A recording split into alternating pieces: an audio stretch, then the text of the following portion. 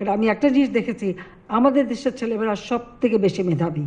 আমি 96 সালে সরকারে সেই ফেলোশিপ দিয়েছিলাম, যেটা আমি আগে বললাম যে মাঝামাঝি পথায় যখনই বিএনপি ক্ষমতা আসলো, খালেদা জিয়া এসে সেটা বন্ধ করে দিল।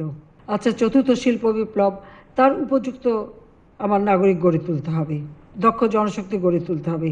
সেই ব্যবস্থাটার জন্য আমরা প্রস্তুতি নিয়েছি এবং যেহেতু 2021 সালের আমাদের প্রেক্ষিত পরিকল্পনা করে সেটা বাস্তবায়ন করেছি, এখন 2021 থেকে 41 আমরা নির্দিষ্ট করেছি যে 2041 সালে আমরা স্মার্ট বাংলাদেশ করব। কারণ আমাদের জনশক্তি স্মার্ট জনশক্তি হবে, বিশ্বের যে কোনো দেশের সাথে তাল মিলিয়ে চলতে পারে। কারণ আমি একটা জিনিস দেখেছি, আমাদের দেশের ছেলেমেয়েরা সব থেকে বেশি মেধাবী। অনেক দেশ আছে যদি 2 আর 2 4 বলতে গেলে তাদের অন্য কিছু দিয়ে গুনতে হয়, আমাদের দেশের ছেলেমেয়েদের গুনতে হয় না। কাজেই সেদিক থেকে আমি বলবো আমাদের ছেলেমেয়ে অনেক মেধাবী, তাদের খালি সুযোগটা করে দেওয়া, আর সেটাই আমাদের কর্তব্য যে আমরা সেই সুযোগটাই করে দিতে চাই। আর সে কারণেই এই প্রধানমন্ত্রী ফেলোশিপটা আমরা প্রবর্তন করেছি। তবে এখানে আমি একটা কথা বলি, যেটা আমি মাত্র বসে বসে এখানে হিসাবও করলাম। আমি 96 সালে সরকারে সেই ফেলোশিপ দিয়েছিলাম, যেটা আমি আগে বললাম যে মাঝামাঝি পথায় যখনই বিএনপি ক্ষমতা আসলো, খালেদা জিয়া এসে সেটা বন্ধ করে দিল। অনেকে বিপদে পড়লো। মানুষ তো আর চিরদিন বেঁচে থাকে না। হ্যাঁ, পরপর 4 বার ক্ষমতা এসেছি, অনেক কাজ করার সুযোগ পাচ্ছি, মানুষের জীবন মান উন্নত করতে পেরেছি। বাংলাদেশ আর সেই 15 বছর বা 20 বছর আগের বাংলাদেশ না, এখন একটা পরিবর্তন হয়েছে, বদলে যাওয়া বাংলাদেশ। কিন্তু এটাকে ধরে রাখতে হবে। সেই জন্য আমি এখন আলাপ করছিলাম, তো বেশ মোটা অঙ্কের টাকাই লাগবে মনে হচ্ছে। তা আমি ভাবছি এটা আমি এই ফেলোশিপটাকেও একটা ট্রাস্ট ফান্ড করে আইন করে দিয়ে যাব, যেন ভবিষ্যতে কেউ আর এটা বন্ধ করতে না পারে। কারণ এই যে একজন বিদেশে যায়, মাঝখানে বন্ধ হয়ে যেয়ে শেষে যে বিপদে পড়ে, সেই বিপদটা আমি নিজে দেখেছি।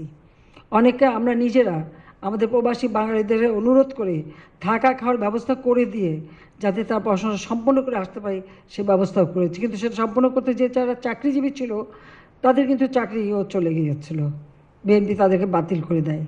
তো সেই জন্য এবার আমি সিদ্ধান্ত নিয়েছি যে আমরা যাই এখন দেব একটা ট্রাস্ট ফান্ড করে দেবো, যে পট করে কেউ যেন আর বন্ধ করতে না পারি। তবে এখন আমরা যে স্কলারশিপটা দিচ্ছি, এবার যেটা দিলাম, এটা আমাদের যদি চালু রাখতে হয় তাহলে 5,000 কোটি টাকার একটা ফান্ড লাগে। কত টাকা আমাদের এবার দিচ্ছি আমরা? হ্যাঁ, আবার আমরা বিজ্ঞান ও প্রযুক্তি মন্ত্রণালয় থেকেও আমরা স্কলারশিপ দিচ্ছি, বা অন্য অন্য ক্ষেত্রে আছে। এই সবগুলি মিলিয়ে আমাদের 5,000 কোটি টাকার একটা ফান্ড প্রয়োজন। তবে চিন্তা নেই, সেটা আমরা করতে পারবো, আমার সে বিশ্বাস আছে। এখানে টাকাটা বড় কথা না, বড় কথা হচ্ছে আমার দেশের ছেলেমেয়েরা বিদেশে যাবে, উচ্চ ডিগ্রি নেবে, তারা ফিরে আসবে, তাদের গবেষণা দেশের উন্নয়নের কাজে লাগবে। এটাই তো সব থেকে বড় কথা। টাকা জোগাড় হয়ে যায়, এটা কোনো অসুবিধা নেই।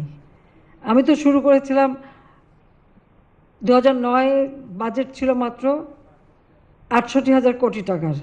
2008-এ যে বাজেটটা দেওয়া হয়েছিল, আমি সরকার গঠন করার পরে পেয়েছিলাম 68,000 কোটি টাকার বাজেটকে এখন আমরা 7,97,000 কোটি টাকার বাজেট করেছি।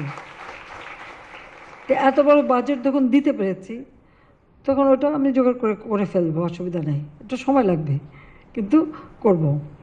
কিছু আমরা সরকার থেকে দেবো, কিছু আমরা জোগাড় করবো, তাই না?